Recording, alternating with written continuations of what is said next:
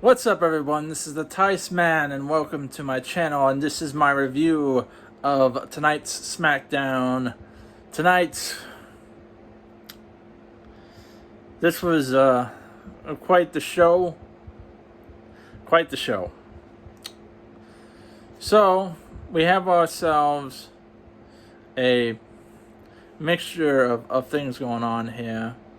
There's a lot of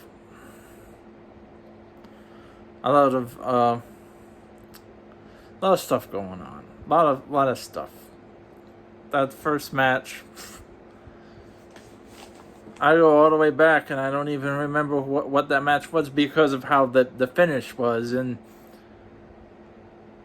I don't get this finish. I want to know what the deal is, if they're just. So I know Jimmy Uso and Roman Reigns are part of the Rock's family tree, and they're feeling a little, I'll understand if they're feeling sympathy for the Rock and letting his family members, get a shot at each other at Clash of Champions. It's fine, but you didn't have to do Big E that way. Pretty much, because throughout the whole show, I'm thinking, how can they do Big E this way? Because the man was trying to, make himself known as a contender for the Universal title. You didn't have to have it like how you did it. Tonight, Big E got screwed, regardless of why. Okay? Because I know Big E did not go to a medical facility that from being put in that cheap piece of crap Hyundai that he got put through. Okay? Medical facility. There's the question mark of Bayley. Why now? Because it's going to be consequences. And since Clash of Champions is not a week away, Sasha Banks can heal up, and challenge her for the Women's SmackDown title now. You don't believe me? I'm telling you right now, it's probably going to be Sasha Banks and Bayley for that SmackDown Women's title. The secret reveal of the girl in high heels, I'm going to take a guess. This is my guess. Alright? I think it might be Charlotte Flair returning. I'm just taking a big guess. I might be wrong on that. Anyway. We had, that was the first match. The Heavy Machinery took on Miz and Morrison for that's the number one contendership for the WWE Tag Team Champions of SmackDown.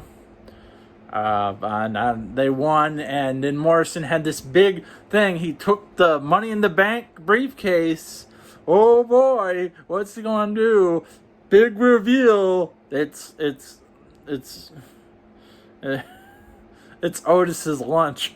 Oh, I keep the contract right here in this one. The lunch pail. But last week you had lunch in the lunch pail. I'm watching these guys. Last week he had lunch in his lunch pail. The contract was not there. Go back and watch. Okay? Oh my God. It's like we're not watching this from week to week. What are we, a new audience every week? We did not see him not having lunch in that lunch pail last week? Come on, man. Come on. And, people honking outdoors.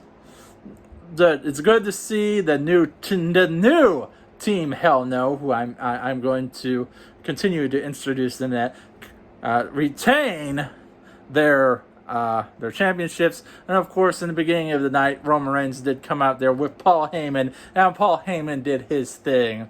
That was at the beginning of the night too. But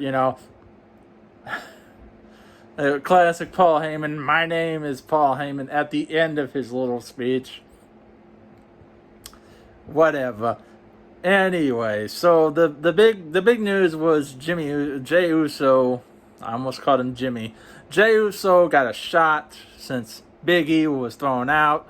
Then we have this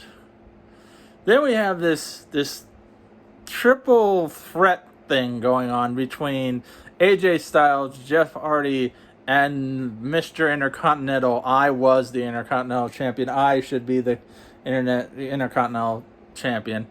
There's this guy, Card Guy over on AEW. I might as well call him Card Guy number 2. So Card Guy number 2, AJ Styles and Jeff Hardy, triple threat match for Intercontinental title at Clash of Champions. There you go. Make it official. Okay, I already know what's coming. So make that official. Okay, so next up is the vignettes of everybody backstage this, backstage that. We had backstage promos during the main event. The main event. The final it was like, we don't care about the main event. Here's what's going on. All right, and I am going to keep on continuing tweeting this. I miss the old Bray Wyatt. I miss Follow the Buzzards. I miss Bray Wyatt being crazy with his hat, coming down to the ring with the lantern, smoke everywhere. That Bray Wyatt was badass. This Bray Wyatt is freaky, man. It's funky. That's not the Bray Wyatt I want to see. I don't understand he's half this and then he's the Fiend when he's wrestling. I don't care about this Fiend thing. I don't care anything else. I want to see my main man Bray Wyatt come out there with his lantern, his hat, go in there, do the crab walk, and beat the crap out of somebody, and then say, follow the buzzards. That's how I portray, that's how I see Bray Wyatt as, not this, especially this very fun house, whatever the heck, Firefly fun house. Look at me. Sorry, ranting. Anyway, back to the main event, because that was interrupting the main event. Of course, we had Alexa Bliss and her friend interrupting the main event. So there's a pattern here. So it was like, okay, we already know the main event. You should know who's going to win the main event. So we're going to just do this crap. Jey Uso is going to win the main event, regardless, because it seemed like they didn't care about the main event. Because if they did, they would have done that earlier in the show without any of that crap. And you know what's crazy? This is a SmackDown where 2 people were taken to a medical facility. You mean a hospital? You think I don't know what a hospital is? Oh my God. Anyway, so match finally starts. And one thing I'm not liking about this, and this was throughout the night, they start the match and go to a commercial break. Oh, we'll be right back. The match just started. Yep. You know what? Anyway, so here's the finish, because we might as well skip everything you saw. And this is something you should have seen coming my way. If you didn't, sorry. But here's how it is. So, Mr. Bro, Sheamus, and King Corbett, all right, they all did one thing, okay? All right, so Mr. Bro, King Corbett hit something on, was going to hit something on, here's what happened. King Corbett gets the bro kick by Sheamus. Sheamus hits, Bro Man hits the go to sleep onto Sheamus.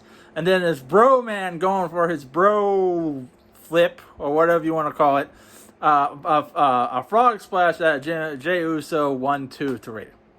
Really? And then he's like, oh, I did. Setup. Big setup. WWE. Look at this face. Does it look like you can surprise me? I have been watching you since I was 4 years old. There's nothing you can do to surprise me anymore. But this is all my opinion. What's your guys' thoughts? Let me know in the comment section below. You can always subscribe, hit the like button, and as always, keep it real.